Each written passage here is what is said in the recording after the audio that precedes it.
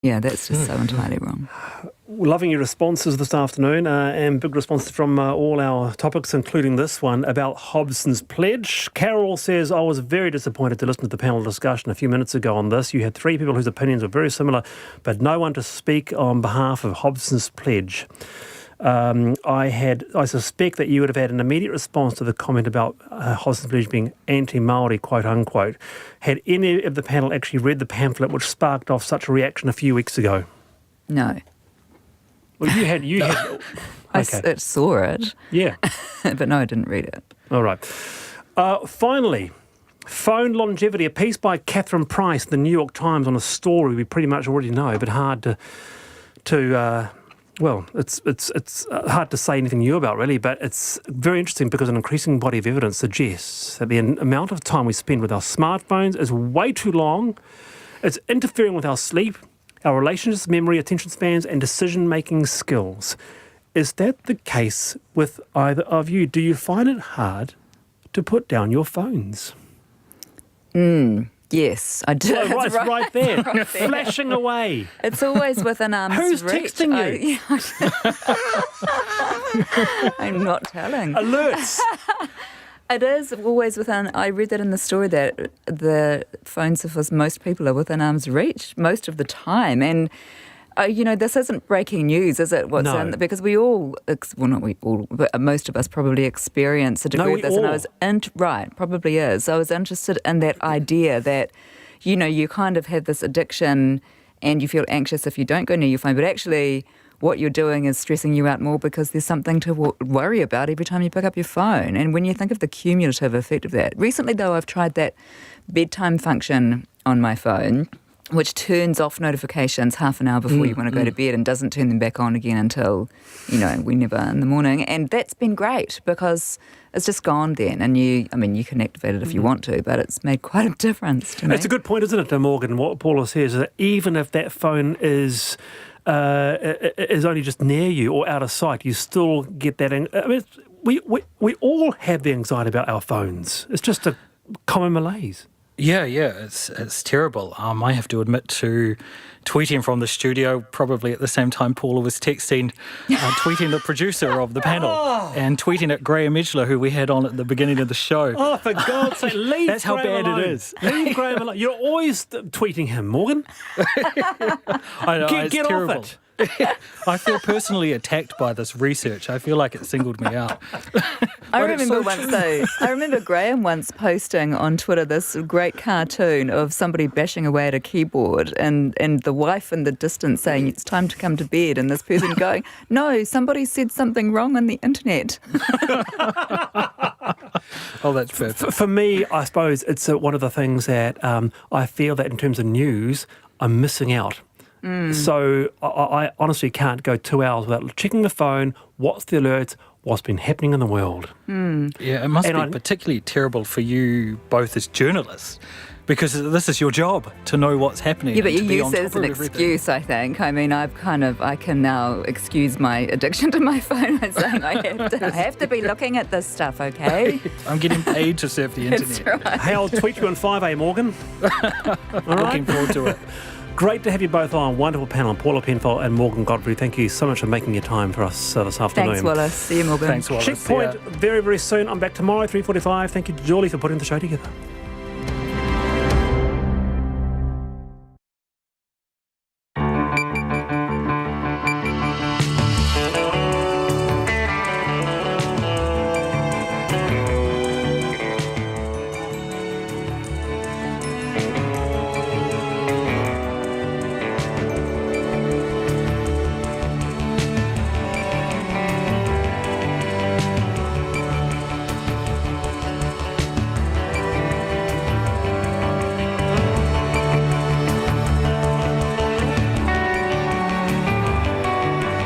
in complaints of assault, harassment and drug dealing. The Housing Ministry calls an urgent meeting. The government hopes a $95 million package will reel in 3,000 more teachers to the workforce over the next 4 years. And Auckland Council quadruples operation fees for e-scooter providers. And the South African double Olympic gold medalist Caster Semenya loses a landmark case. RNZ News at 5 o'clock. Kia ora, ko Susana Leata with DNA. The Prime Minister says the decision to delay the Pike River re-entry will be deeply upsetting for the families, but safety must always be a priority. The re-entry to the West Coast mine was to start tomorrow after a ceremony attended by the Prime Minister Jacinda Ardern and families of the miners killed in the 2010 explosion. The re-entry has been temporarily suspended due to unexplained elevated oxygen level readings. Ms Ardern says she'll leave it up to the experts to advise the families of the details about any future re-entry. It is no doubt deeply upsetting to have a delay like this because these families have waited so long. But they were always very quick to say that re-entry must be a safe re-entry. Safety must come first, and that's what's taking priority here. Jacinda Ardern says she will still travel to the West Coast with other ministers and MPs tonight to meet with the Pike River families. And the ceremony tomorrow, organised by the Pike River Recovery Agency, is still going ahead. The widow of one of the men who died in the explosions, Anna Osborne, says postponing the re-entry is not the outcome she wanted, but she understands why the decision was made. Mrs Osborne says she will still be going to the mine tomorrow for the ceremony.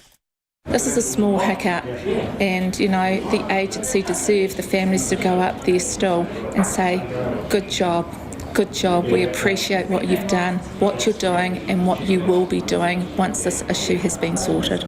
Anna Osborne says the agency has put a huge amount of work into getting to this stage. A group of Taranaki whānui members against the sale and development of Shelley Bay in Wellington say it has been failed by its iwi trust and want to take action. The Port Nicholson Block Settlement Trust bought the land in 2009 for more than $13 million and sold most of it last year for $2 million. A group of iwi members against the sale, Mo Whenua, say it cannot understand the logic of the sale. The group's chairperson, Hirini Jenkins-Meffam, says they have tried to engage with the trust but have had no replies since a hui in December. We're left with speculating and, quite frankly, we have little option. To get what we need to know and also to get our land back, we have to engage the lawyers, and we're not afraid to do that. The Port Nicholson Block Settlement Trust has not returned messages but has said previously it wants a return on the land. Auckland Council has agreed to fund its share of $1 billion budget blowout in the city rail link, but has ruled out selling its downtown car parking buildings to do so. And it is formally asking the government to fork out more. In a 6.5-hour meeting, councillors voted to pay $500 million more for its share of the $4.4 billion project after costs escalated. It had considered selling downtown car parks, but instead will look into partnering with private developers to raise funds. The rail loop for Auckland's downtown area is 50-50 funded by the council and central government.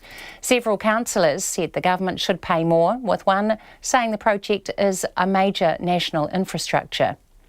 A war of words over how Māori some MPs are has erupted in Parliament. The controversial slagging match started yesterday when Employment Minister Willie Jackson called into question the Māori heritage of National's Deputy Leader Paula Bennett during general debate. Here's political reporter Joe Moore.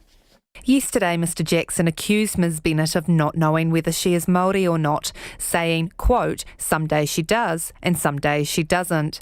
It's not the first time Mr Jackson has raised Ms Bennett's Māori heritage, and today she used question time to hit back, asking the minister whether his Mana and Mahi youth employment program required participants to have a Māori-sounding surname. She went on to ask whether he expected men in the program to tell women they are useless while they're working, a reference to Mr Jackson also calling her useless during yesterday's general debate. From Parliament, Joe Moyer. House sales and transfers to foreigners have fallen over 80% in the first 3 months of this year. Stats New Zealand says there were just over 200 home transfers to non-citizens and non-residents between January and March this year, compared to nearly 1,100 in the same period last year, before changes to stop most foreign buyers took effect. A spokesperson, Melissa McKenzie, says that equates to just 0.6% of homes going to people from overseas, compared to just over 3% last year. She says it's unlikely that figure will ever come down to zero because of the way the law works. So it does still allow for Australian and Singaporean citizens to purchase homes and property in New Zealand. The Overseas Investment Act also allows for overseas buyers who are contributing to new housing stock or buying apartments in large developments to continue to purchase. Stats NZ spokesperson Melissa McKenzie. It's 5:05. The New Zealand equestrian Tim Price believes he has the horse that's capable of completing a rare double in international three-day eventing. Price will ride his Burghley-winning Mount Ringwood Skyboy at Badminton, which starts in England tonight with the first day of dressage. Price had to settle for 12th on Ringwood Skyboy at last year's event when his wife Janelle won the title, but is confident he can put a better showing in this year. I've got a cracking horse on really good form at the right stage of his career where he really knows what his job is. That suits these competitions that are just the toughest in the world. Tim Price. Fellow New Zealanders Sir Marc Todd, Andrew Nicholson, Jessie Campbell and Virginia Thompson are also competing at badminton. All Black first five Beauden Barrett will captain the Hurricanes for the second time this season when they play the Melbourne Rebels in Wellington on Saturday. With hooker Dane Coles still out injured and halfback TJ Perenara on the second of his All Black rest weeks, Barrett will take over the reins. Athletics South Africa says it's shocked that Olympic 800-metre champion Caster Semenya has lost a landmark case against athletics governing body. Semenya challenged new rules which restricted testosterone levels in female runners. Athletes with differences in sexual development must now take medication to compete in some track events. Athletics South Africa says the decision by the Court of Arbitration for Sport is disgraceful and justifies discrimination. CAS says discrimination is necessary to protect the integrity of female athletes. That's the news. From 5 a.m. Monday, there's a new show in town on RNZ National. At the Maria, welcome to First Up. I'm Indira Stewart. A fresh early morning news and current affairs conversation every weekday morning at 5, hosted by Indira Stewart. And that's 3 Prime Ministers in the last 6 years. Is that not a weak point for them in a selection? I'm not too sure. Featuring the people behind the key issues. Jacinda Ardern, the Prime Minister, is with us for the regular weekly interview. Great program coming up this morning. Indira Stewart sets up your day on First Up from 5 a.m. Monday on RNZ National. Now the short forecast from Met Service to midnight tomorrow. Northland and Auckland, cloudy periods, a few light showers in the west, clearing Auckland tomorrow morning. For the remainder of the North Island, also Nelson, mainly fine but some cloudy areas and the odd shower about the east coast tomorrow. Patches of morning fog as well. For Marlborough, Canterbury and North Otago, cloud increasing, patchy drizzle about eastern areas overnight, then clearing tomorrow. Bulla and Westland, a few showers today, becoming fine tomorrow. Central Otago, Dunedin, Clutha and Southland, mainly fine but some cloudy periods and the odd light shower today. Fiordland, expect remaining showers to clear today but returning tomorrow evening. Chatham Islands, mostly cloudy with a few light showers. It's coming up to 5:08. You're with RNZ National. Thanks, Susanna. This is Checkpoint and I'm Lisa Owen. Plans to re-enter the Pike River mine have been abruptly suspended just one day before the long-awaited operation was to go ahead. The re-entry to the West Coast mine was to be marked by a ceremony tomorrow, attended by the Prime Minister Jacinda Ardern and families of the miners killed in the 2010 explosion. A team of miners were due to go underground, but unexplained atmospheric readings in the mine have forced a delay. In a moment, we'll go live to our reporter Logan Church in Greymouth, but first here's our Deputy Political Editor Craig McCulloch. The Pike River families have faced years of delay, nearly 9 years, waiting, hoping for the return of their men. Now, at the 11th hour, the day before re-entry, another setback, another delay. It could be days, it could be weeks. The Minister responsible, Andrew Little, announcing the sudden halt to operations due to a shock discovery. Elevated oxygen levels detected at the far end of the drift yesterday, unexpected and unexplained. We've consulted experts that have been advising the project. They cannot explain it so far. The safety first approach means that if we can't explain that change in atmospheric conditions, then we suspend operations. The Recovery Agency will now investigate and carry out further testing. It could be faulty equipment. It could be oxygen making its way through the strata.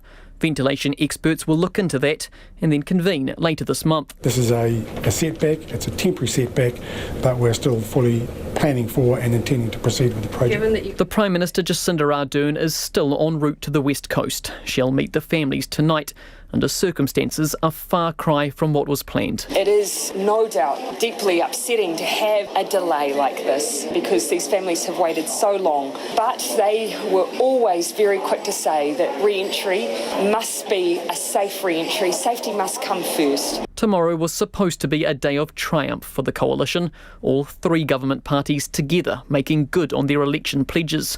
But the hold-up hasn't dissuaded New Zealand First Leader Winston Peters from the promise he made. Well, it's the kind of setback you have in tunnelling or mining. But on the 16th of December 2016, I promised those families we'd go back in, and we will.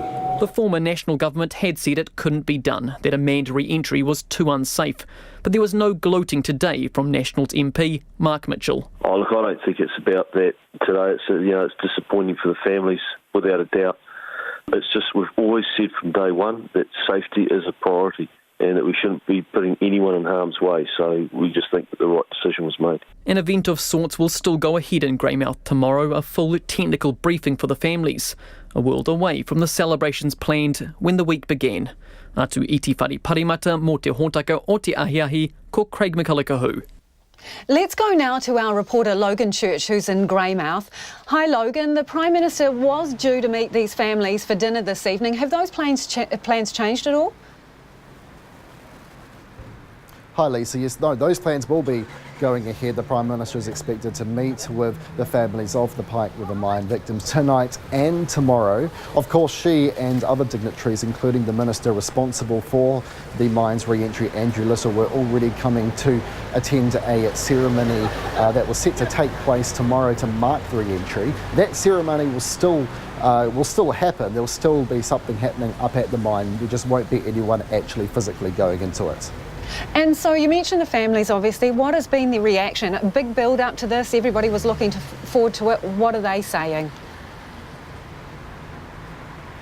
Completely. I think a mixture here. Certainly there's a lot of disappointment. Many of the families I spoke to today were very disappointed that tomorrow's re-entry won't be happening, but there was also a lot of understanding. One thing that many of these family members have been pushing for some time is increased health and safety on work sites, and here is an example where the agency thought that there was a risk, and it did something on that risk. So they're largely supportive of the agency's actions here. Of course, today started very differently though to how it ended up.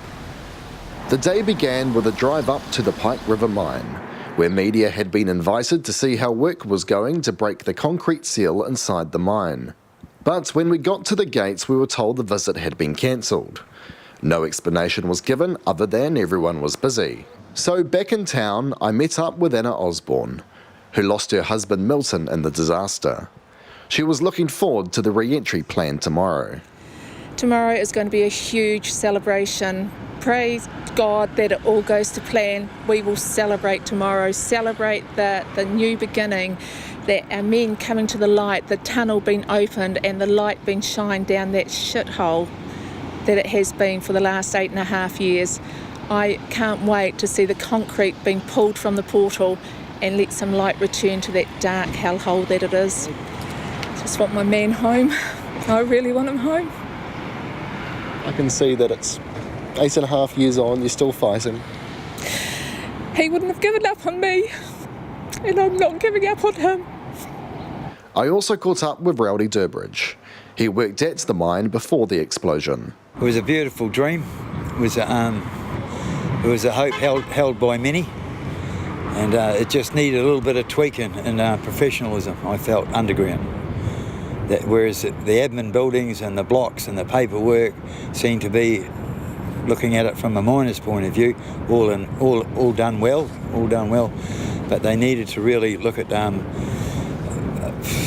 the gear that we're using underground, the way that the headings were being developed, ventilation, the whole 9 yards needed a serious look at from someone that knew gear, as opposed to having managers come and go that didn't really care about the place. Because there was a very high turnover of managers, weren't there, at the time? There was. And the same with miners. Like, you'd have a bus full of Aussie miners, experience, come over. I was happy as hell to see them, and then within weeks they'd be all gone again. Yeah. How safe do you think it was back then? Did you ever think something could go really wrong here? Oh yeah, we all did, but not to the catastrophic state that it ended up being. And for Rowdy, it's been 8.5 long years trying to get his co-workers out. But he said operations like these are unpredictable. With mining, it's a lot like being at sea. You never know, you never know. And I'll hold that right up until the end of the day. But just moments after he made those comments, about midday, their phones started ringing.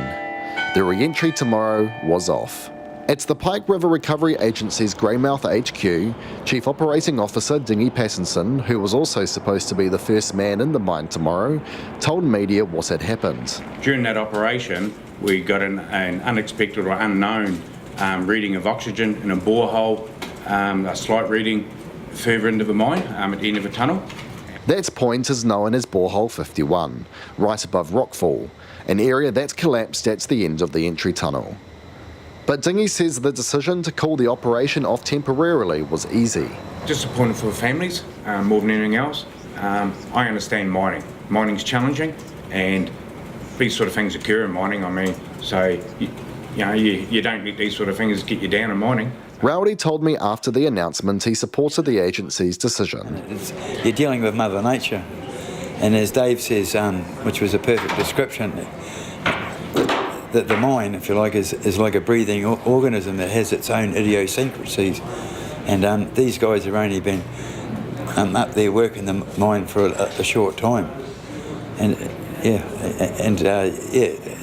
like most things that live and breathe, if you don't know them, they're unpredictable. Anna Osborne agreed. It's not the outcome we wanted, but it's one that I totally understand and is a necessary outcome to have due to the unpredictable atmosphere in the portal at the moment, the drift, at the moment. And, health and safety has always been at the forefront, and so it's really important that we get this right, but we do it with health and safety at the forefront of our minds. The question now is, when will the re-entry take place? No one from the agency could say. They said time to them was not important. Bernie Monk, the father of Michael, who died following the explosion, was also supportive of the decision. It's not a showstopper. This is an everyday event in mining.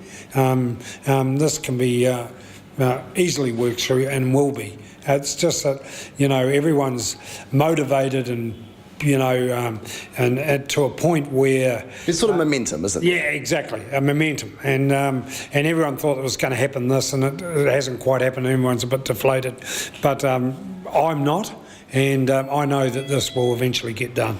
The planned ceremony tomorrow will still be going ahead at the mine, with dignitaries, including the Prime Minister, expected to attend. However, no one will be going into the mine. The seal, at least for now, remains shut. In Greymouth for Checkpoint, Logan Church. And it is 18 minutes past 5. You're with Checkpoint on RNZ National. We're keen to hear from you with your feedback. You can text us on 2101. You can tweet us at Checkpoint RNZ, or you can email checkpoint@rnz.co.nz. The Housing Ministry is calling an urgent meeting with a social housing provider after a group of tenants have raised serious concerns about safety at a South Auckland complex the provider manages. The New Zealand branch of the Australian not-for-profit Compass has received more than $3.3 million in government subsidies since 2016. But tenants living in a Compass-managed accommodation block in Papatoetoe say a string of alleged incidents there, including assaults, sexual harassment and alleged drug dealing, means that they don't feel safe in their homes anymore, and they want Compass to do better. Had to get the police at 3 a.m. is out of control. He started abusing me. He was threatening me outside our room. He's getting his boys onto me. October 2017. Think of this as a roll call of bad behaviour. Shouting. I've called noise control. November 2017. We had to call police at 7 o'clock tonight. Had a house full all day drinking, little baby in the room. January 2018, knocked on my door, really upset. Visitors were drinking and smoking marijuana all night. February 2000. A taster of the problems Debbie says have been plaguing the South Auckland social housing complex for more than 2 years. Someone called the police. She's made more than 50 complaints by her count via text, phone and emails to the managers. Compass Housing Services New Zealand, a not-for-profit community housing provider that's Australian-owned. Assaulted her tonight. I had to call the police. He's been arrested. Bail conditions are that he is not allowed back on this property. January 2019, her in my block has her boyfriend back living with her. Be violent again. May 2018, there's a new guy assaulted his girlfriend. He was going to slit my throat. Are you a whinger? No, I just want a safe, secure place to live in. Debbie's not alone. Checkpoint's spoken to a number of Compass tenants, including Lily. It really upsets me. Sometimes I have to stay in my room and feel so tense. The South Auckland complex they live in is modern and tidy looking. The units form a U-shape around a car park. It's compact, close-quarter living. A number of the residents have high or complex needs and haven't been able to find private rentals. There are 6 blocks, 9 one-bedroom, 1-bathroom units a block, and they share communal kitchens. So it's home to about 54 people. Len's one of them. On a whole, there's some really lovely people there, but we have the odd one that causes trouble and continues to cause trouble. So I've been threatened to be killed, I've been threatened with a knife, been told that he'll climb through my window in the middle of the night when I'm asleep and slit my throat. I've had numerous police complaints about it. We'll come back to that later, but first, Compass says the Papatoetoe complex complies with Building Act requirements for reasonable and adequate provision for disabled people. Len's an amputee who at times relies on a wheelchair. Access is a major problem. On quite a regular basis I end up in my wheelchair because I get blisters on my stump and that. Accessing the main door is near impossible. He gives us a demo. Spring-loaded, it has a swipe card which you have to try and hold that, open the door handle and then wheel yourself through when the door's trying to close on you. There is a slight lip on that one. Len says he asked a Compass New Zealand manager for a ramp to his unit sliding door instead, but was told no. Compass wouldn't give us an interview citing privacy issues, but in an email response it says it's never had an accessibility complaint. Is that the one that threatened to kill you or get his mates onto you? Yeah. A group of Compass tenants chats over morning tea. On the table beside Debbie is a stack of her diaries, full of notes about disruptions at the complex, including alleged drug dealing. The guy upstairs was a known drug dealer. He would put a stone or a chair into the outside security door of our block, so his cronies can come up and down at any time of the day or night. He was hammering on my door, abusing me, calling me all the names under the sun. I rang the police from there. He came back and he started abusing me in her doorway and told me he was going to get the boys onto me to deal with me. The residents say after months of complaining, the man was eventually moved out last year. But in their view, Compass was and is slow to act. And the former tenant is still able to visit the address despite his alleged threatening behaviour. Compass points out it has no power or authority to investigate alleged criminal behaviour. That's a police matter. Debbie is worried about other problems with ongoing violence. Directly across the hall from me, her boyfriend has lived there ever since she moved in, so that's 2 years, and he's not on the tenancy. This is the second time that he had attacked her, and she was screaming and asking for help. She came into the kitchen, and I was in the kitchen cooking my dinner, and she said, "Please call the police, he's tried strangling me." So I did. I rang the police straight away. The man was convicted earlier this year, but the tenants say he's been back to the property and actually stays there, even though guests are only supposed to stay up to 2 weeks. They say they've complained to Compass, but there's been very little action. They pay income-related rents that are topped up by the government through rent subsidies and an operating allowance, and the government's paid Compass about $3.3 million since 2016. Lily moved here from another Compass housing complex because she says she was being bothered by a male tenant there, but he moved too. When I'm cooking something in the kitchen, he's standing behind me and I can hear he start talking like "Oh, you look so sexy." Is he close to you when he does Very that? close to me. I'm working, I finish at night time most of the time. When I come home, like 1 o'clock, he can hear me open the door and then he's come out straight away in his 1 room. o'clock in the morning? Yes. I close my door and then start knocking. And I say, "Leave me alone." I start talking really loud, and they say, "Oh, I just want to come and have sex," things like that. And I say, "Go away." Lily says she's complained to Compass several times. They asked her to fill out some forms, but the man still lives at the property. They don't do anything. They just swipe everything under the carpet.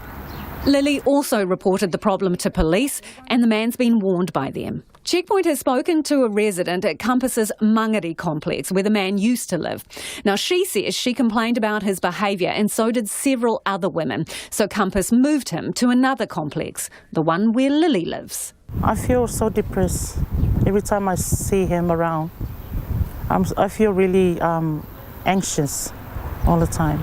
On one occasion, Len intervened. He'd been brown-eyeing me through their kitchen window, which is directly across from my unit, dropping his pants. One of my neighbours from his unit come home and he'd abused her, and I'd gone over to tell him to leave her alone. She'd been distraught on numerous occasions because of his behaviour towards her.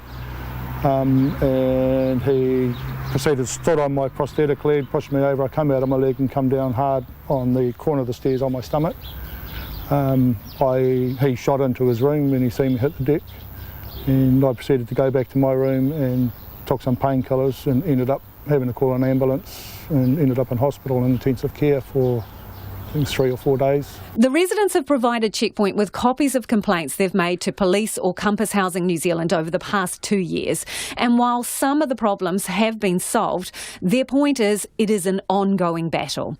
Their list of complaints is long: excessive drinking and partying that breaches tenancy rules, the regular presence of gang members who aren't residents, and a string of young female guests that last year resulted in yet another police visit. One of them offered me sex for a couple of smokes. I spoke to Peter about it. He said, "Oh, don't worry about them, they're fine." Then I had a police officer come and see me, asked if I knew what was going on. One of his comments was 2 of the girls they were looking for were runaways from Whangarei and had quite often been found in his presence. The housing ministry that contracts Compass says every day community housing providers work with vulnerable people and they do an outstanding job. It says Compass doesn't provide wraparound services, but its contract with the ministry requires it to connect tenants to appropriate support services. We have one particular mental health patient in our block. Up till recently, she was going wandering at 2 o'clock in the morning in her knickers. The Housing Ministry says it's concerning to hear about the issues raised by tenants, and it will meet with Compass as a matter of urgency to understand what has occurred and what steps can be taken immediately to ensure that all tenants are safe and secure in their homes. And the ministry says it's referred the tenants' concerns to the Community Housing Regulatory Authority that oversees providers. As for the tenants, a cup of tea and a chat isn't going to restore their faith in Compass. I feel like they treat us like nothing. I feel like I'm a second-class citizen. Give us a safe, secure environment that they promised us when we signed our tenancy agreements. Now, as we said, Compass declined to be interviewed, citing privacy reasons, but it did give Checkpoint some written answers. It says many of its tenants are drawn from the high needs segment of the social housing register and are supported by a range of social agencies. Compass says it provides referrals to other support services and works closely with the police to help tenants mediate and resolve conflicts. Compass says tenant safety is its #1 priority, and it takes all reports of antisocial behaviour extremely seriously. However, it doesn't have the power or the authority to investigate alleged criminal activity, and therefore it encourages tenants to direct those concerns to police. Where antisocial behaviour is substantiated and it's a breach of the tenant's lease, Compass says it takes action to resolve the issue, which in severe cases can mean eviction. But it says those processes can take some time. And it says some of the problems raised by the tenants happened more than 12 months ago. Specifically, Compass says it's been made aware of alleged sexual harassment and is taking appropriate action under the Residential Tenancies Act to resolve the matter. Those allegations have also been referred to the police, but Compass would not specify when that had happened. We'll put this Compass statement on our webpage.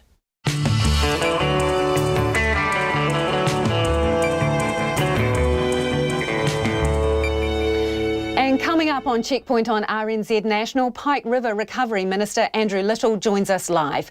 The government hopes $95 million will help attract 3,000 more teachers to the workforce over the next 4 years. And Auckland City Council quadruples operation fees for e-scooter providers. We'd love to hear from you. Send us our feedback. Text in on 2101. You can tweet us at Checkpoint RNZ, or you can email checkpoint@rnz.co.nz. We're always keen to hear from you. Right now, it's time for the headlines. The Prime Minister says the decision to delay the Pike River re-entry will be deeply upsetting for the families, but safety must always be a priority. The re-entry to the West Coast mine was to start tomorrow, but has been suspended due to an unexplained increase in oxygen levels. Jacinda Ardern, though, is still going to the West Coast tonight to meet the families, and the ceremony tomorrow, organised by the Pike River Recovery Agency, is still going ahead. The widow of one of the men who died, Anna Osborne, is going to the ceremony, saying she wants to show the agency how much she appreciates the work it's done so far. Auckland Council has agreed to fund its share of $1 billion budget blowout in the city rail link, but will ask the government to pay more of the costs. In a 6.5-hour meeting, Council has voted to pay $500 million more for its share of the $4.4 billion project. The Central City Rail Loop is being 50-50 funded by the Council and Central Government. Taranaki whānui members who oppose the sale and development of Shelley Bay in Wellington say they have been failed by the iwi Trust and want to take legal action. The Port Nicholson Block Settlement Trust bought the land in 2009 for more than $13 million and sold most of it last year for $2 million. A group of iwi members called Mo Whenua says it cannot understand the logic of the sale and the Trust won't talk to them. Marc Lundy, who has twice been found guilty of murdering his wife and daughter 19 years ago, has asked the Supreme Court to hear a further appeal. Last year, the Court of Appeal upheld the convictions despite ruling some scientific evidence used at the retrial was inadmissible. Today, Lundy's lawyer said there has been debate about the bar being set too low in admitting what he called junk science into trials, and Marc Lundy was a victim of that. The Supreme Court reserved its decision. A 17-year-old graduated from the University of Auckland yesterday, making him one of the country's youngest ever university graduates. Tristan Pang got his Bachelor of Science degree in Mathematics and Physics with a near-perfect grade average. He will enrol for a PhD after completing honours this year. Those are the headlines. Our next news and weather update is at 6. Science degree at age 17 in maths. Lucky to pass school C maths. Maybe I didn't. Anyway, yeah, Madison Reedy joins me in the studio for business of all things after that confession. Okay, so another bank has opened its books today. Which one and what did it look like? This was the Bank of New Zealand who reported their half year today. So their net profit after tax was actually up 12% for the 6-month period to $550 million. Their revenue was also up 9% to $1.3 billion. Now they say that their finances were looking pretty good for this 6-month period, and that was down to increased lending for both home buyers and to businesses. Now this is quite a different story to what I told you about the country's largest bank, ANZ, yesterday. Their finances had actually been hurt by less lending and less business borrowing. They said that a flattening in the housing market and historically low interest rates meant that there was more competition in the mortgage lending market. That obviously hasn't fared so well for ANZ, but in this case it has for BNZ. BNZ's also cut its overhead costs by a pretty significant amount, by about 9%.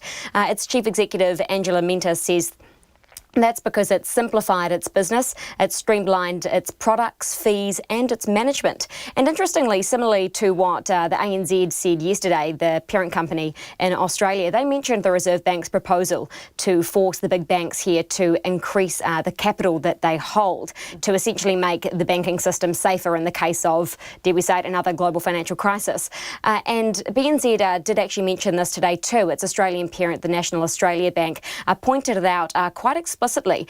In their result, they warned that if this goes ahead and returns, and it means that returns are not sufficient, the BNZ will need to consider repricing or reducing lending. So that's a pretty kind of stark red flashing light there directly to the Reserve Bank of New Zealand, saying that if you do go ahead with this, it'll cost us about between $4 and $5 billion, and it means that we could cut lending to your market, or we could just make it a lot more costly.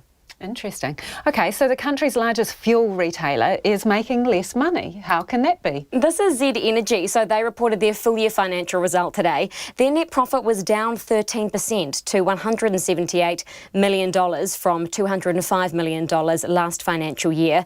Their underlying earnings were down 3% to $434 million. Now, this is all just simply because people are buying less fuel, and that's purely because it's just become so much more expensive of late.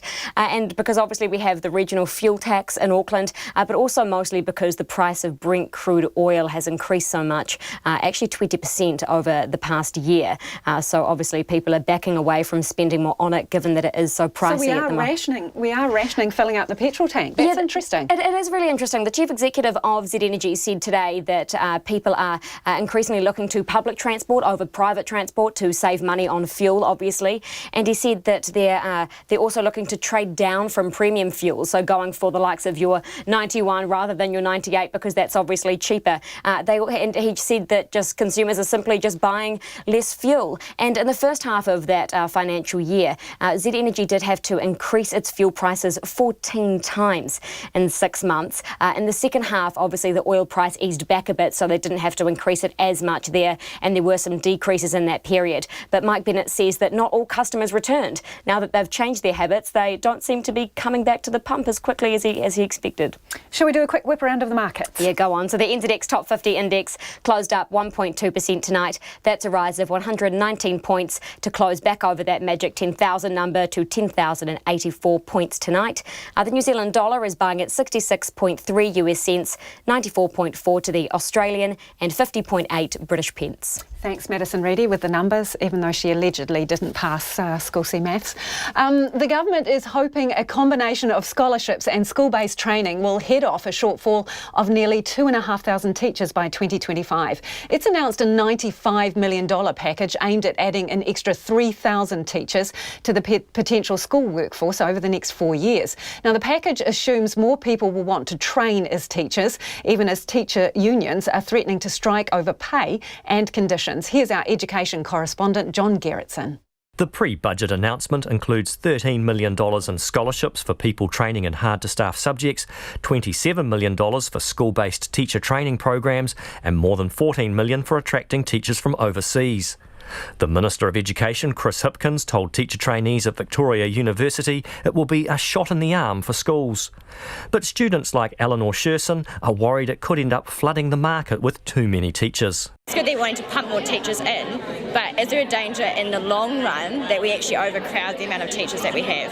Because that happened a wee while ago, and for some reason there were a whole bunch of teachers who were like, actually I can't teach anymore, and therefore I need to go somewhere else. Eleanor Sherson says the government should be making sure new teachers are not overworked, so they're less likely to burn out and quit. I can see that with the growing population you need more teachers, and we do have a teacher crisis, but we need to make sure that we're also investing in the people who are training now and saying, hey, you're training now, we appreciate that, how can we support you in the 5 years so that you actually go on to do it for 20 years instead of just doing it for short term, because short term fixes don't really fix the long term issue. Natalie Hodge says she would have preferred to see more scholarships for teacher trainees in general, rather than targeting them to particular subjects and students. There's a lot of scholarships going to secondary and a lot of scholarships going to Māori students or Te Reo or diversity, but for the rest of the population there's actually not much on offer. And if you're wanting bulk numbers like they are, you actually need to offer opportunities for everyone on top of extra stuff for all the diverse other groups that we need so desperately. The government expects universities and other institutions will enrol more teacher trainees because of the package. Andrea Milligan from Victoria says it could easily do that, but she warns that while there are many people with a vocation for teaching, increasing the pool further will require better working conditions for teachers. It's absolutely connected to how attractive the profession is and how well teachers are remunerated. So I think if this could be coupled with an improvement in the conditions for teachers in the workforce, I think that attractiveness into the profession would be increased. Pay and workload are at the heart of the current industrial dispute, threatening to erupt into strikes for both primary and secondary teachers. Chris Hipkins says the government has already made good offers to both unions, and increasing the supply of teachers will go some way toward meeting their demands. Some of the things that they're raising concerns about require us to recruit more teachers in order to address them. So if you take, for example, teachers saying, well, we want smaller class sizes and we want more classroom release time and things like that. Well, in order to deliver those things, we've got to have more teachers to backfill. And at the moment, we don't have those. So things like this have to be done first before we can agree to things like that. Chris Hipkins says enrolments in teaching courses increased 10% last year, and they've gone up again this year. He's now hoping more scholarships will attract even more people and not just end up subsidising people who would have studied teaching anyway. Mō te hōtaka o te ahi, ko John Gerritsen tēnei. Twice convicted double murderer Marc Lundy has today asked the Supreme Court to hear a further appeal as he continues to fight his convictions for murdering his wife and daughter. The bludgeoned bodies of Christine Lundy and 7-year-old Amber Lundy were found in their Palmerston North home in August 2000, but Lundy claimed to have been away on business when they died. In October 2013, the Privy Council granted him a retrial, but in 2015, he was again found guilty of their murders.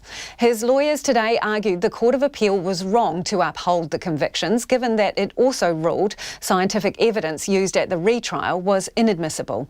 Anne-Marie May attended today's hearing. At Marc Lundy's second trial, the Crown brought mRNA evidence relating to 2 stains found on Lundy's shirt. That type of evidence allows a scientist to pinpoint which part of the body a particular piece of tissue is from, and experts at the retrial said it contained brain tissue from his wife. But Lundy's lawyer, Jonathan Eaton QC, told the court today that Lundy has been used as a guinea pig, as that kind of evidence had never been used before or since. And we end up embarking on the novel use of mRNA, never used before, never used again. There's little wonder Mr. Lundy says, I've been the guinea pig through the criminal justice system of trial and error with novel and junk science. However, the Crown lawyer, Philip Morgan QC, said that didn't matter, as even the defence's scientific experts at the retrial had agreed the material from the shirt was of a high quality and quantity, not just a trace of matter. Something like body tissue or blood and possibly mucus. So it was that which was the cornerstones of the Crown case. And of course, as the Court of Appeal pointed out, there was no contest. The Crown experts and the defence experts all agree. Lundy's lawyer, Jonathan Eaton, also questioned the Court of Appeal's use of what is called the proviso. That's the mechanism that allowed the court to dismiss the appeal, even though it found in favour of Lundy's argument on the admissibility of the mRNA evidence. The court ruled that no substantial miscarriage of justice had occurred, but Mr Eaton argued it was a breach of Lundy's right to natural justice under the Bill of Rights. The approach in terms of trial fairness is flawed, and the Court of Appeal have conflated. Factor 1 in applying the proviso is guilt inevitable, and factor 2, notwithstanding, is the trial fair. However, Philip Morgan pointed to paragraphs in the Court of Appeal judgment that he says proved the court dealt with the issues separately. At 364, they say, in the end, we have been left sure of Mr Lundy's guilt, and then they go on at 365 to address the fair trial issue. So you'll see there that they have actually been quite careful in my submission to ensure they're not conflating the two. The Supreme Court reserved its decision on whether a third trial should be held. After being found guilty at his 2015 retrial, Lundy was returned to jail to resume serving his 20-year non-parole jail term. He becomes eligible to seek parole in August 2022. For Checkpoint, Anne-Marie May. Security concerns about the Chinese company Huawei's involvement in global communications networks have claimed a high-level victim in the UK. The Prime Minister has sacked her Defence Secretary, Gavin Williamson, accusing him of leaking information from the National Security Council. The leak revealed that Theresa May was inclined to give the company a role in bringing 5G tech to Britain, a move opposed by several ministers. The BBC's political editor, Laura Koonsberg, has more. Wasn't me, he said. Absolutely not. And then again and again. The Defence Secretary adamant he had nothing to do with leaking from a secret government committee. I never have leaked anything from the National Security Council, nor would I ever leak anything from the National Security Council. Do you admit that you're one of the people under suspicion? As I say, never would, never have. But his boss, the Prime Minister, didn't believe him. Furious at a leak from the National Security Council last week, Theresa May wanted Gavin Williamson out, sacking him in her Commons office this afternoon and writing in a brutal letter tonight, "I put to you the latest information from the investigation which provides compelling evidence suggesting your responsibility. I've concluded that I can no longer have full confidence in you as Secretary of State for Defence and have asked you to leave Her Majesty's government." But Gavin Williamson is sticking to his story, replying, "I strenuously deny that I was in any way involved in this leak. I am confident that a thorough and formal inquiry would have vindicated my position." The now former Defence Secretary was one of several ministers who had doubts about allowing the Chinese firm Huawei to take part in building our 5G network, superfast broadband. We know that it will be disruptive for them. Sir Marc Sedwill, the Cabinet Secretary and the National Security Advisor, normally in the shadows, believes the evidence against Mr Williamson is compelling. But friends of the departed minister fear the leak inquiry called by Number 10 was partly an operation to find the evidence after choosing the culprit. There are calls tonight to bring the police in to get to the bottom of exactly what took place. He denies it and he deserves to have his voice heard, and the way to do that is in a criminal inquiry, given that it appears that the law has been broken in this case. Confidence in anyone and anything in Westminster is limited everywhere.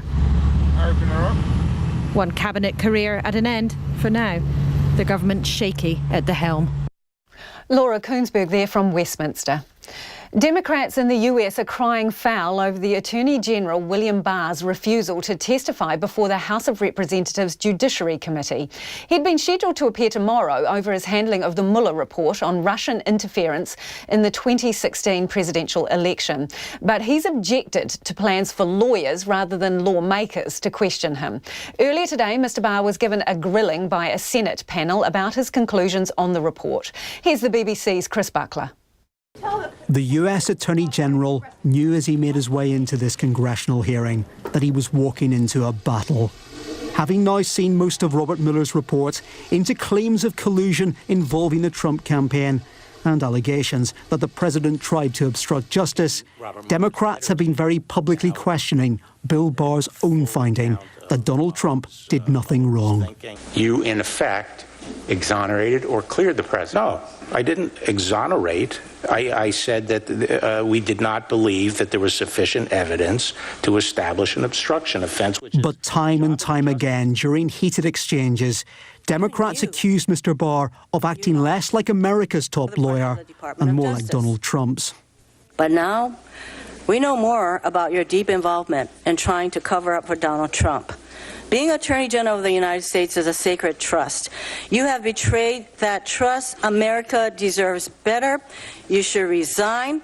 And with comments like that, the anger of Democrats was met by the fury of Republicans. And you slandered this man from top to bottom. So if you want more of this, you're not going to get it. But it's now clear that Robert Mueller, the man who wrote the report, wasn't happy with how his conclusions were presented. In a letter to the Department of Justice, he said Mr Barr's summary did not fully capture the context, nature and substance of the special counsel's work and findings. Democrats still have unanswered questions. He is terrified. He is terrified of having to face a skilled attorney. And given, I can understand, given how dishonest he has been. Democrats have already issued a subpoena for the full unredacted report. Now they are threatening another one to try to force Bill Barr to testify. And they still want to hear from Robert Mueller himself, the man who actually examined the actions of the president. Chris Buckler there from Washington. It is about 12 minutes away from 6. I'm Lisa Owen and you're listening to Checkpoint on RNZ National. You can get in touch with us with your feedback about anything you've heard on the show so far. You can text us on 2101, tweet us at Checkpoint RNZ, or our email address is checkpoint@rnz.co.nz. Campaigners against killer robots have called out the government for having a weak and timid stance on autonomous weapons. They briefed MPs today and called for the Minister for Disarmament, Winston Peters, to be a global leader in attempts to see the weapons banned. Here's political reporter Yvette McCullough. In the 21st century, a weapon will be invented like no other. It sounds like something out of the Terminator.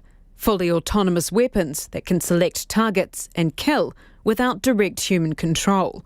But the group Campaign to Stop Killer Robots is warning this will soon be a widespread reality. We're not looking to the future of Terminators 100 years from now. We're looking to the near future in the coming years, which will be a future of autonomous warfare, completely unrestrained, unless we do something about it now. Coordinator Mary Wareham appeared before MPs on the Foreign Affairs, Defence and Trade Select Committee this morning, saying New Zealand's response has been weak and the government must lead the international fight to ban these weapons.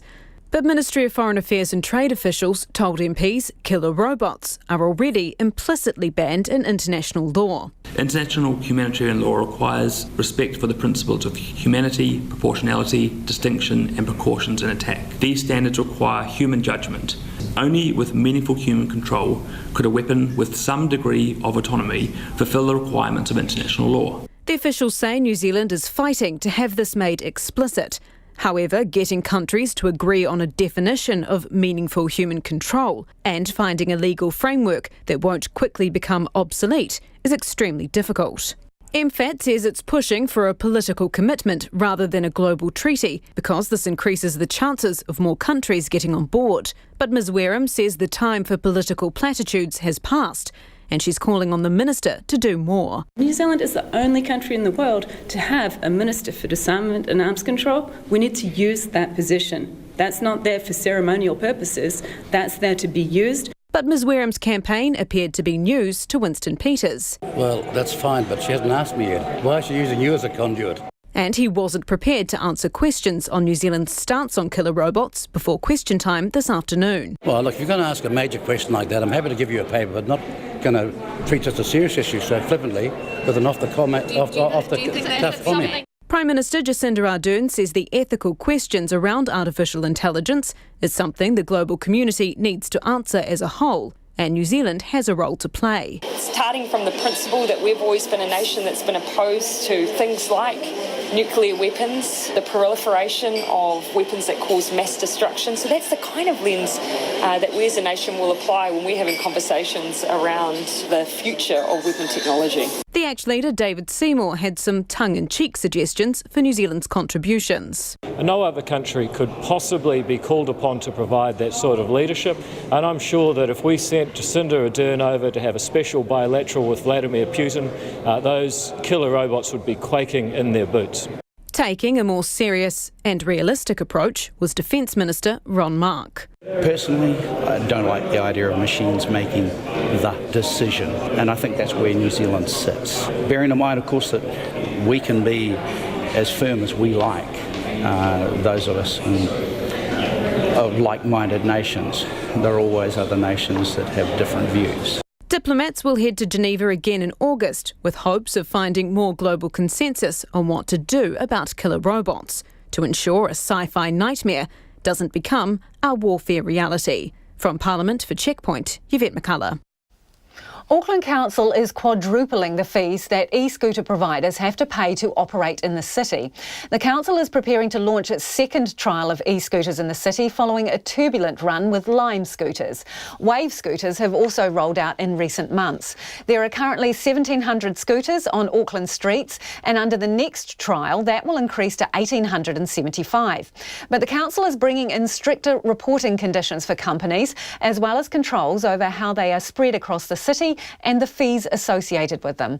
Today, Auckland Council's Licence and Regulatory Compliance Manager, Craig Hobbs, told our reporter Nita Blake-Person that the council will be charging 3 operators a total of more than $46,000 to roll onto the streets of this city over the next 6 months.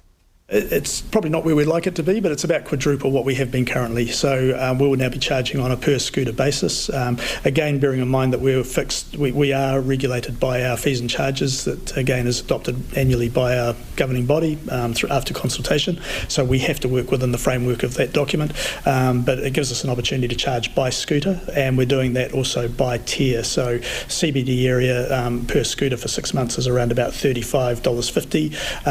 It's $21 or thereabouts in Tier 2, which is the outlying areas around the CBD. Tier 3, which are getting further out in the city, is $5. But that really gives us an opportunity to encourage, or the operators to encourage, that first leg, last leg connection to public transport, which is a huge outcome that we're seeking with Auckland Transport.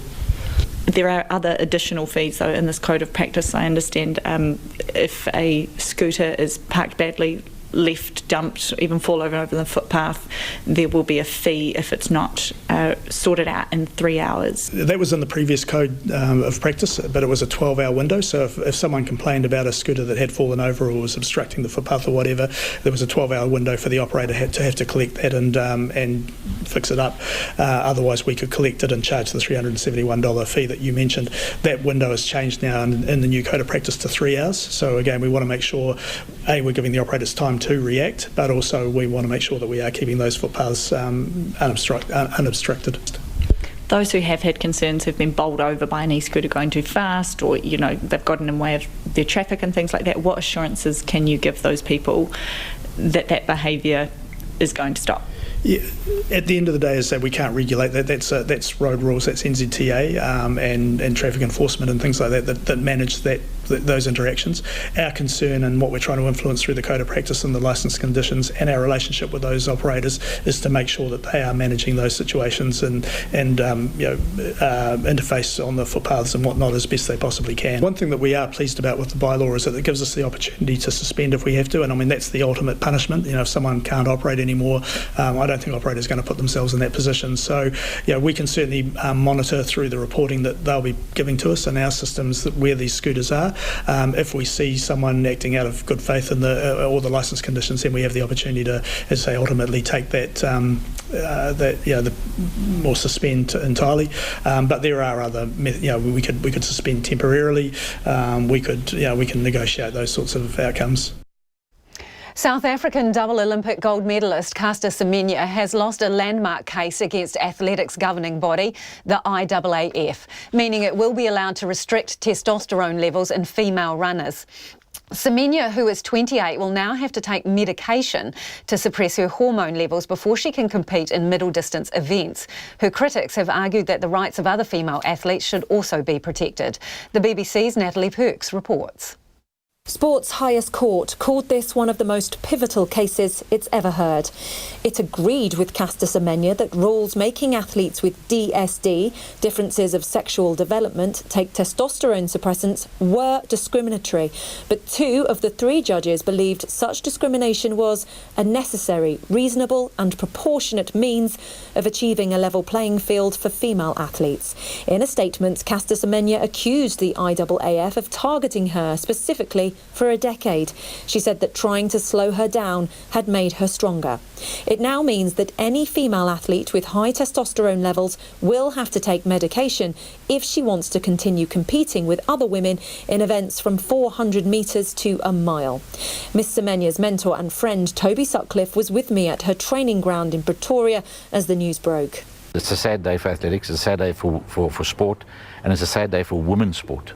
And I emphasise women's sport in the world. Very, very disappointed. Scientists for the IAAF argued that athletes with higher testosterone had a competitive advantage, but many have disputed the science behind those claims. The governing body has always maintained this was never about one athlete. But South Africans have reacted with anger, levelling claims of racism against the IAAF.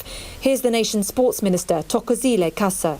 The introduction of these IAAF regulations trample on Caster's dignity, they trample on casters' rights, so do they trample on other women athletes' rights. Sources close to Caster Semenya say she may well appeal, but that process is long and unlikely to be successful. That apart, her options appear to be limited to either taking the medication or changing events to one unaffected by the new rules. And that was Natalie Perks reporting. Got a bit of time for your feedback now on the Pike River mine re-entry being postponed. This person says, so disgusting that the government has spent so many millions opening up the mine to appease a small group and yet not helping living New Zealanders with mental health support. On the story we did on the social housing tenants in Papatoetoe who are concerned about violent incidents on the premises and, a string of antisocial behaviour, this person says you wouldn't believe in 2019 that we are still begging for safe housing for vulnerable citizens. On the package that the government has announced today to coax teachers into the job, this person says no point in getting more people into teaching when the pay is too low. 96 million better spent on an increase in pay for teachers, they say.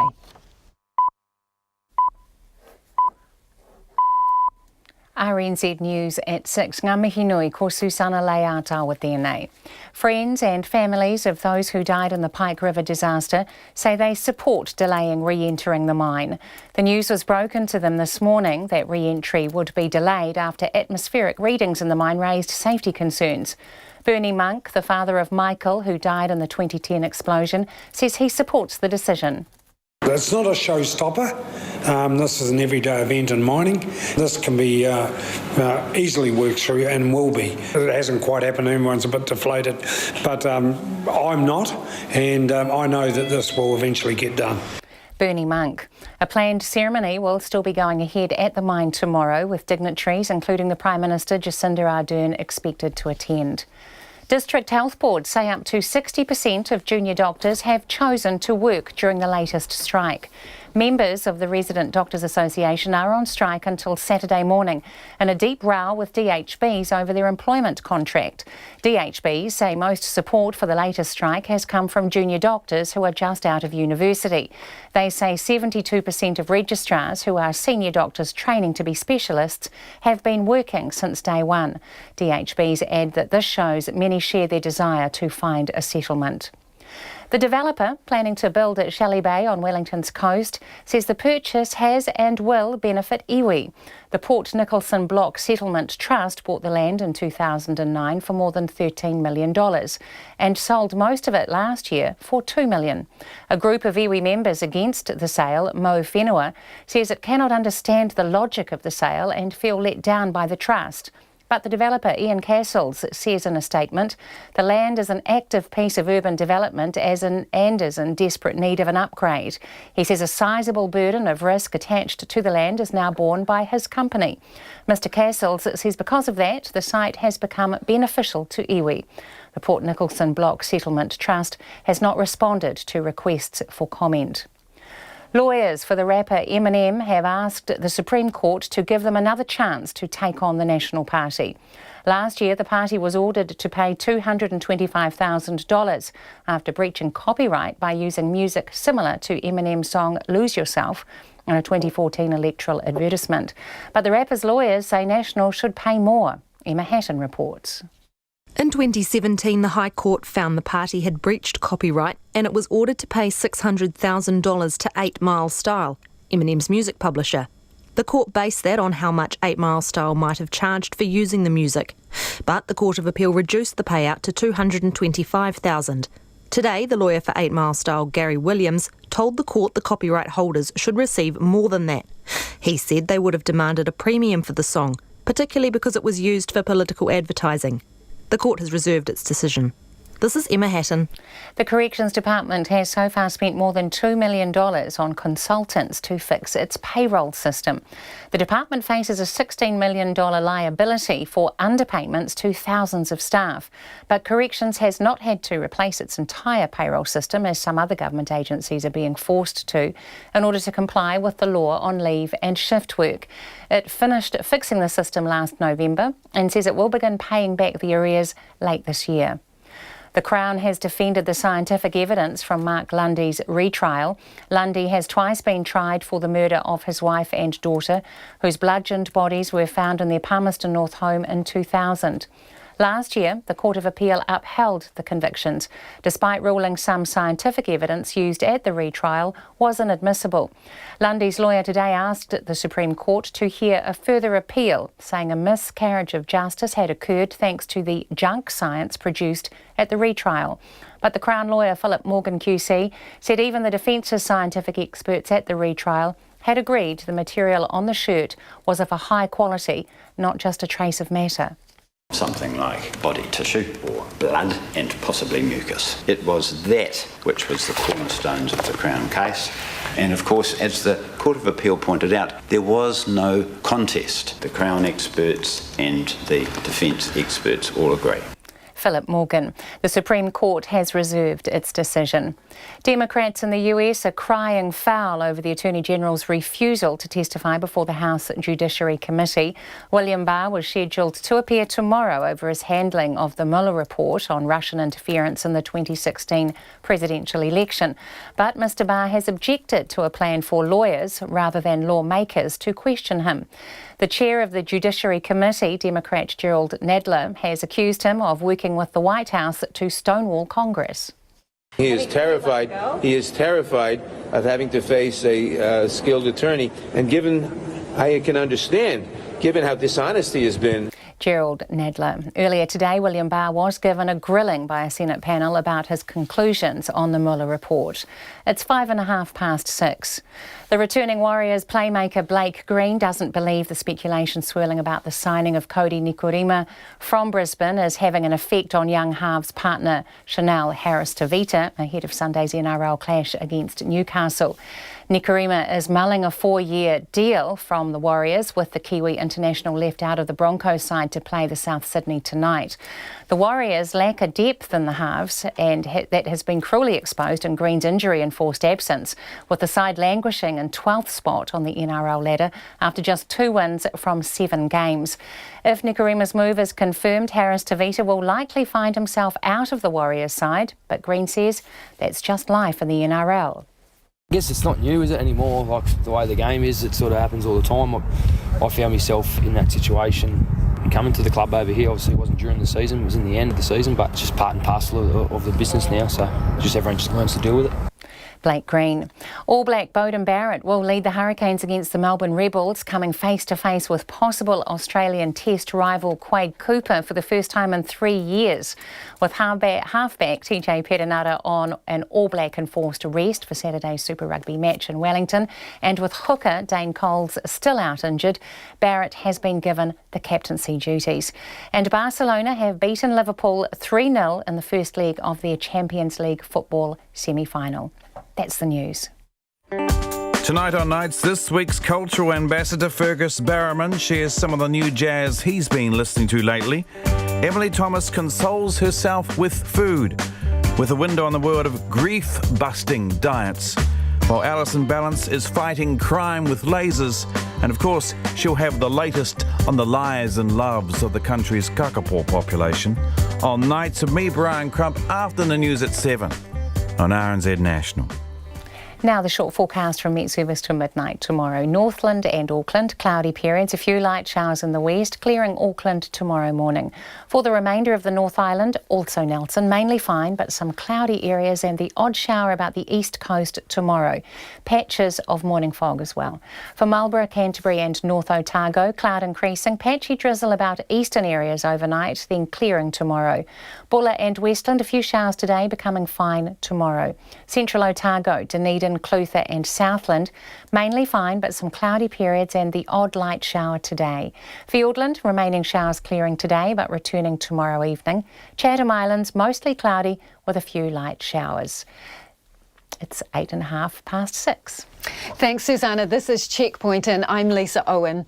Tomorrow's planned re-entry into the Pike River mine has been delayed due to concerns about unexpected and unexplained atmospheric readings. The long-awaited re-entry was to have been marked by a ceremony attended by the Prime Minister Jacinda Ardern and families of the miners killed in the 2010 explosion on the West Coast. The Minister responsible for the Pike River re-entry, Andrew Little, announced this afternoon that monitoring systems reported an elevated level of oxygen at the far end of the drift. Mr. Little joins me now. Minister, how disappointing is this? It's obviously disappointing. There's been a lot of planning and preparation to get to this point. We've had experts locally and from around the world involved in the project. No one had predicted that this would happen as we started the process of drilling the 30-metre seal, getting ready to have that pulled out.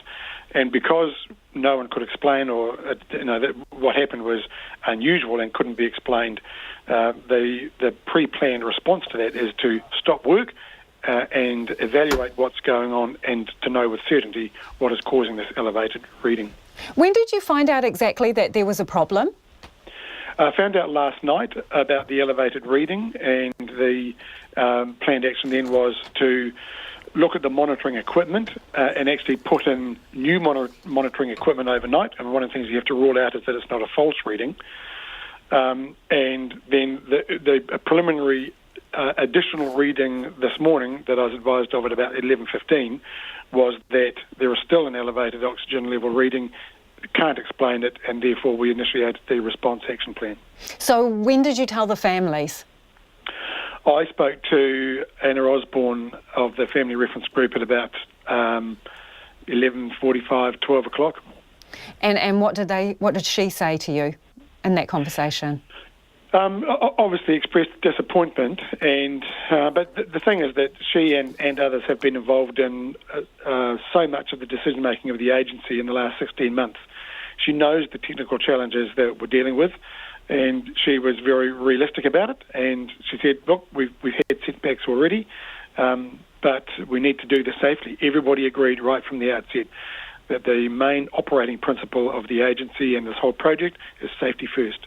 So how much discussion was had around whether the re-entry should go ahead or not? My understanding is that the reading is on the low end of the scale of oxygen, around 3%, is that right? It's between sort of 1.5% and 3%. But I think the point is that there was a change in the atmospheric conditions that wasn't expected and couldn't be explained. And given that the nature of this project requires a pretty complex process for ventilating the drift and also making sure that any methane or any risk of methane is neutralised, we need to know if there is a source of additional gas coming into the drift, in this case oxygen. We need to know what that source is so we can manage it. And until we know that and can explain what's happening, we've got to take the ultimate precaution and stop operations until we can explain it to ourselves. But did any of the team still think it was an option to go in? No, it was the advice was pretty clear. The agreed action plan was pretty clear. In fact, we've been under intense scrutiny by WorkSafe for some time now, as you would expect. Their whole thing was they said, we want to know if various things happen, what is your pre-planned response to that? We have a pre-planned response for an incident like this. It is to stop operations. We followed that plan. We've stopped operations. Who ultimately called it? The agency staff, it was Dingy Pattinson, the Chief Operating Officer, who's also the Statutory Mine Manager, and Dave Gawn, the Chief Executive of the agency. Okay, so the test that you had some problems with, that was yesterday. When was the last test before that one? Well, the monitoring is happening all the time. So they're taking readings every hour virtually. So basically, sorry to interrupt you, Minister, this was a complete turnaround then, a very swift change to the circumstances in the mine. Yes, and it followed the commencement of the drilling operations to prepare the removal of the 30-metre seal, and that's why it clearly appeared to be related to the change in atmospheric conditions or the change in air pressure caused by breaking through the 30-metre seal. That was why it needed to be understood and explained, and when we couldn't do that, we had to stop operations. Because that kind of raises some really serious questions. If it coincides with the limited drilling that you've already done, is it possible that you actually might not be able to make a safe entry at all? No, I certainly wouldn't go that far, and that's not the advice that I've received. But you can't rule that out, can you? You can't rule that possibility totally out. Well, I think what we do know with underground mines, any underground activity, but particularly with a coal mine, it doesn't take much in terms of activity or change in the physical environment for the atmospheric conditions to be changed as well. What you need to know is what's going on. This whole operation is based on both neutralising the methane that's in the mine workings behind the rockfall, and also being able to ventilate the main tunnel, the drift, so that when workers go in for the recovery operation, they can do so without breathing apparatus. That is to say, it's breathable atmosphere. When something happens that changes the mix in the atmosphere, you've got to know what's happening and why it's happening so you can manage that ventilation part of the project, and that's why we need to be sure about what's going on. Okay, so at the moment you don't actually know what the problem is, so who is going to tell you what it is and how to fix it? Well, you go through, there's a troubleshooting and problem-solving exercise underway right now, so it's a combination of testing various parts, but one of the things is testing the accuracy of the measuring equipment. And the is there some suggestion that that is actually the problem, that the equipment is faulty? Some of the measuring equipment, the monitoring equipment that we're using is monitoring equipment that has been in the drift, since the original explosions over 8 years ago.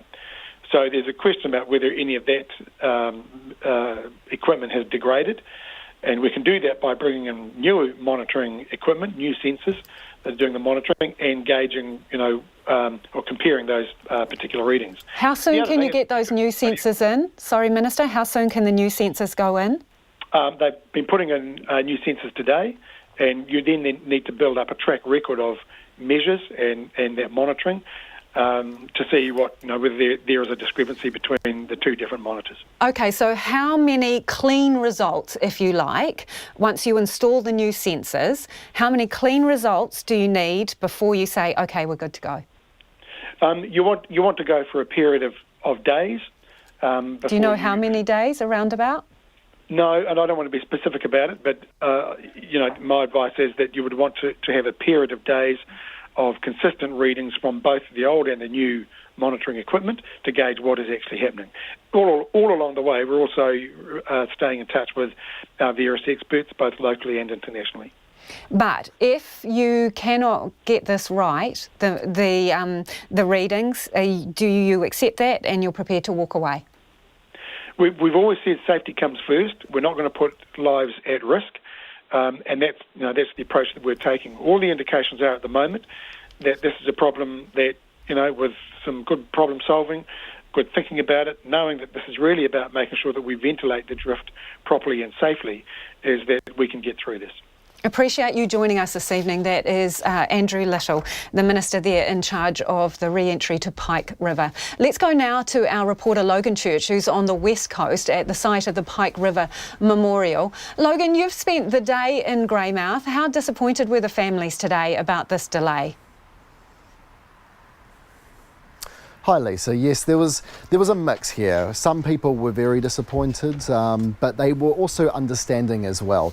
One thing that all of the family members that we've been speaking to who have said repeatedly throughout this entire process is that health and safety comes first. That's what they have always wanted. They want better health and safety standards on work sites. So they are certainly very understanding of the situation that there were unusual gas readings. But as I said, certainly some disappointments. I remember speaking to Anna Osborne earlier today before the news broke that the re-entry would not be happening tomorrow, and she told me she was incredibly excited for tomorrow, as it really was quite a milestone for her. And just speaking to some of these families, you can really see the pain and the frustration of the last 8.5 years etched on their faces. We're standing now here at the Pike River Memorial site. Just to give you an idea exactly where it is, Pike River is about 10 minutes behind me that way. away, and Greymouth is about 45 minutes that way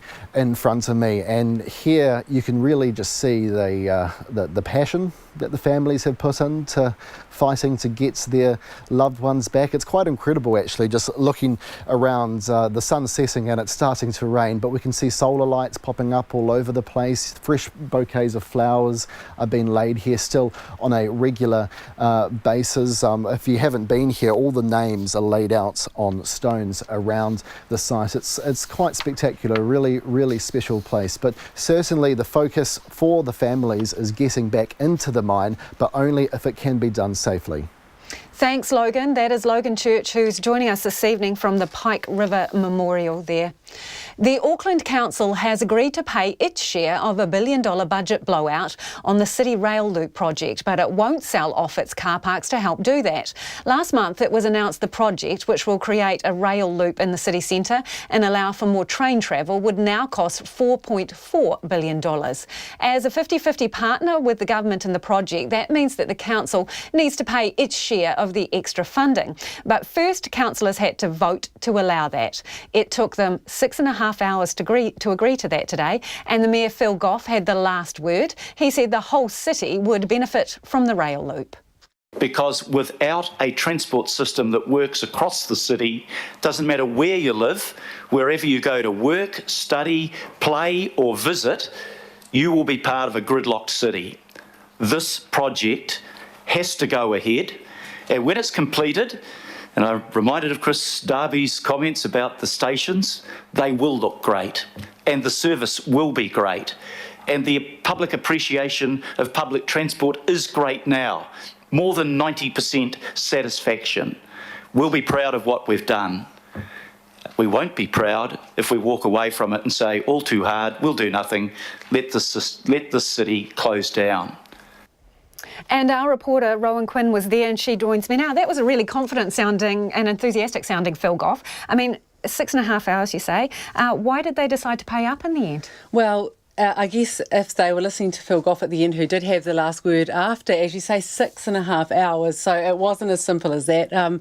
He basically said you're going to be left with a big hole in the ground if you don't pay up. And they had the City Rail Link bosses were in early on, and they said that it's a contractor's market, and that if the council didn't give them some sort of surety of this funding, that the contractors would basically walk away. And they sort of said, oh, we've been keeping them sweet by telling them that this is a legacy project and they want to be involved with it, but you know that only goes so far. Yeah, only goes so far, doesn't it? Exactly. So you know there were some councillors who put up a bit of a protest and all that time. And Mike Lee was one of them. He said that this was too quick a decision. They sort of found out last month about this funding, and he felt that they were being bulldozed into having to cough up $500 million of ratepayers' money. And another, Daniel Newman, he felt that the government should be doing more, that yes, they've agreed to be a 50-50 partner, but now the budget's blown out. He said that Auckland ratepayers already pay a lot of money and they pay the fuel tax, that the rest of the country doesn't pay, that this is part of the national transport infrastructure, and that the government should be helping to come up with the shortfall a bit more than they are. Did they all play nicely in the sandpit in that 6.5 hours, or was it quite heated? What was the mood like? It was, I think, some of them were quite exasperated because, we had... there were a lot of amendments and then debates on those amendments. Some of the amendments were going nowhere. So there were a few frustrations. I wouldn't say anyone was getting too angry, but it was pretty frustrating, I think, for everybody involved. I mean, no one wants to be sitting there for 6.5 hours on one agenda item that in the end they passed pretty much, as the council staff had recommended, they pass it. But there is a lot of zeros in this figure. It is a lot of money, and what people listening will want to know is how they're going to pay for it. Yeah, well, are we paying for it? Yeah, well, the one of the items that was on the table that was quite controversial was to sell off the public car parks, and that's now off the table. That was off the table in about hour 1 or 2, so no one wanted to do that, have an outright sale. What they're still considering doing is making some money from those car parks, like they might sell the concession to operate them, or they might partner with a private developer to do something snazzy with them. But that was only actually $50 million of the money that they need to come up with anyway. Most of it has come from fiddling with the budgets, it seems. So the council staff have said that they've had another look at them and they can take some money here and there out of improved operating costs, that they can, that interest rates are much lower than when they first kind of made their projections, and that saves $100 million or so. And they're fiddling a little bit with how they manage their cash flow to save interest costs as well. So they're actually saying that most of that money comes from existing money in the budget. They're just kind of moving around or making it look a bit better. Moving the deck chairs. Yeah. Appreciate that, Rowan. Rowan Quinn, who probably deserves a chocolate fish for sitting through that council meeting on our behalf. The Venezuelan opposition leader, Juan Guaido, has called for a series of strikes as part of the campaign to oust President Nicolas Maduro. He says there would be acts of protest every day until Venezuela was free. Mr. Guaido spoke to thousands of his supporters on the streets of the capital, Caracas, a day after his failed attempt to instigate a military uprising. For his part, the President Nicolas Maduro is showing no signs of giving up his grip on power. The ABC's Nick Grimm reports. Yesterday it was gunfire and tear gas projectiles. Today a different soundtrack in Caracas as supporters of Socialist President Nicolas Maduro took their turn to take to the streets for May Day celebrations. This electrical worker voicing her loyalty to the leader many of her fellow Venezuelans want removed. Today, on May 1, we are celebrating one more time the social struggle carried out by men and women who are defending the electric sector. We are here yet again to make a stand, ratifying our commitment to our commander, Nicolas Maduro. Across-town rival demonstrations have also been held, this time by supporters of opposition leader Juan Guaido, who yesterday called on the nation's military to rise up and force President Maduro from office.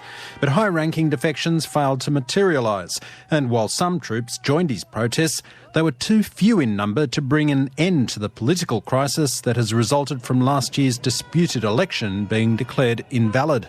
This elderly protester saying the standoff can't go on. We are tired, there is hunger, there is misery. Men, women and old people crawling on the streets, and our country, Venezuela, has never seen that before. We have all the wealth in the world. That's why we ask all Venezuelans of any political party to take to the streets to defend this country. Juan Guaido himself addressing supporters, warning there will be difficult days ahead, but vowing change won't be stopped by pro-Maduro forces. Today, I tell you with certainty, we are going to achieve it, he told the crowd. Those around him chant in reply, yes, we can. Of course we can.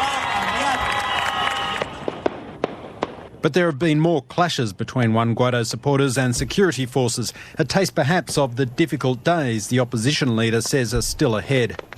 President Maduro himself remains defiant, calling the uprising against him a failure. Nick Grimm with that report, and there have been fresh clashes on the streets of Caracas with anti-government protesters attacking armoured vehicles with stones and petrol bombs and police responding with tear gas and rubber bullets. One woman has reportedly been killed. Bad weather has prevented aid agencies from delivering desperately needed food and medicine to thousands of survivors marooned on a Mozambique island after one of the most powerful cyclones ever to hit Africa. But now, nearly a week after Cyclone Kenneth struck, the UN has flown in high-energy biscuits and medical supplies to the island of Ibo, where nearly all the houses have been destroyed. The death toll from the cyclone has risen to 41. The BBC's Lido De Seco flew in with aid agencies and sent this report. Flying over the island of Ibo, you can see the floodwater has gone, but the damage is clear. What looked like matchsticks in the sand were people's homes just days ago. Whole villages have been destroyed. We were on one of the first flights to reach Ibo in days. Torrential rain has made the island unreachable. The airport is just a grassy area with a concrete structure that's enough to cover just a few boxes of aid that have been brought in. The government is sensitive about journalists being here. There are around 2,000 people who came here for safety from the north of the country because of attacks by Islamist extremists. They lost their homes. Now, once again, they have no place to stay. People are stealing corrugated iron to build houses where they can shelter. Some don't know where to go at night. They stay in schools and in the morning they leave. Because of the conflict that hit the area of Mosamoko, people came here. Neither them or the natives are in good shape. 90% of the homes on this island were made from wood. They, along with many of the trees, were torn from the ground by heavy winds. In the midst of this, we see a woman hanging out laundry that she's washed in what's left of her corrugated iron home. And then we come to what was once a stone house. Now it is just rubble. There are people here that are slowly trying to rebuild what they have, try and make a life again. We saw people sort of putting the bits of their houses back together. But they're telling us that they're really struggling for food. It's been difficult, as I said, for aid to get in, and it is a really desperate situation. As we go towards the plane to get back to the mainland, a request from one of the local people gathered there. Please take me with you. Back in Pemba, more flights are loading up, ready to deliver aid. A helicopter lands, taking supplies to another village. It's carrying a passenger, a little boy who looks no older than 5, his body listless. His mother carries his drip, fear etched on her face as he's transferred to an ambulance. And that was Lebo De Seco there from Mozambique. Pretty much out of time, but very quickly, some of your feedback on the CRL. This person says the council's not paying for the rail. We are. What happened to the petrol money going to the council? How much, and why do we not know how much they are collecting? On the subject of Lime and other scooters having to pay more fees, one person says, well, they're ripping off the Airbnb people, so why not? RNZ News headlines at 6:30. Good evening. Friends and families of Pike River mine victims support putting off re-entering the mine with concerns over changes in atmospheric readings. District health boards say up to 60% of junior doctors have worked during their latest strike. Lawyers for M&M have asked the Supreme Court to give them a chance to get more money from the National Party over it using the rapper's song in an electoral ad. And Auckland Council has agreed to fund its share of $1 billion budget blowout in the city rail link, but will ask the government to pay more of the bill, now split 50-50. Those are the headlines. Our next news will be at 7. And remember, First Up with Indira Stewart starts Monday, 5 a.m. You can say what you want and no one will ever know it's you. These are conversations that are being had in the cesspits of the internet, where racism and extremism are rife. I am actually talking to a neo-Nazi right now. And